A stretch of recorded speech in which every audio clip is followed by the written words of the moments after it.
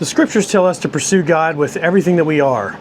And while that is good, I want you to take caution, because no matter what you do, you have to remember that you are not holy. How's it going, guys? And welcome to another episode of Coffee Talk.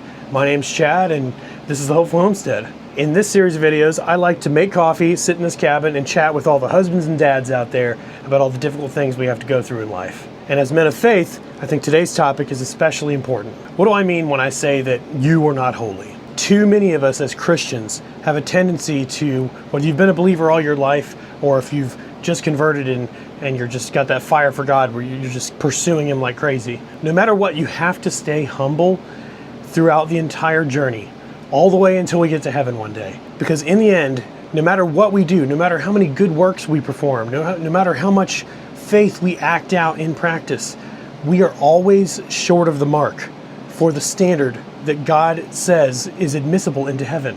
And that's why He sent Jesus as His only Son to die on the cross to forgive us of those sins, to bridge the gap so that we may be able to enter into the kingdom with God one day, in spite of the fact that we will never be holy enough on our own accord to be able to make it there.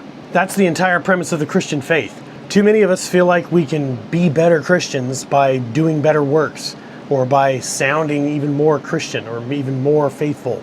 But I can't stand when someone tries to act like they are holier than thou. And if you don't know what that means, essentially it means someone who believes that they are literally holy and that they're holier than their people surrounding them. There's actually parts of the Bible that talk about this being something that angers God. When any of us start acting up like we are to be valued because we are extra holy and we are extra Christian. Anytime you start acting like that, it just completely, for one, it angers God because He knows and everyone else knows, no, we're not. We're not holy. We are unholy beings that by the grace of God are going to be able to be with Him in heaven one day. But being that way will anger God, and it will also turn off everyone around you who also shares the faith, but also especially anyone who doesn't share the faith, who isn't a Christian, will be immediately turned off by the way you're conducting yourself. Because inevitably, no matter how holy you think you are, you definitely have moments of sin and of moments of wrongdoing that other people can see. And so when you act like you're better than everyone and holier than everyone, it immediately negates your own argument.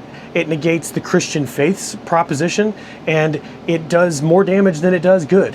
So please remember, we are all unholy beings. It is better to be humble and down to earth and understanding and graceful with others, because you know yourself that you are not holy. And you're trying, don't get me wrong, we all try to do better.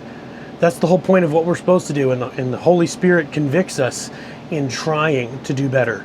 But don't let the pursuit of doing better and being better control your being, because that you will always fall short. You'll either be living in a constant state of guilt because you never live up to the mark that you want to be, or you'll be thinking you're living up to the mark and you'll be a giant hypocrite that no one will enjoy being around and will actually be causing people to be driven away from God. So as men of faith, let's pledge to make sure that we are not doing that we never give off the impression that we're better than anyone, that we're holier than anyone, or that we're perfect, because we certainly are not.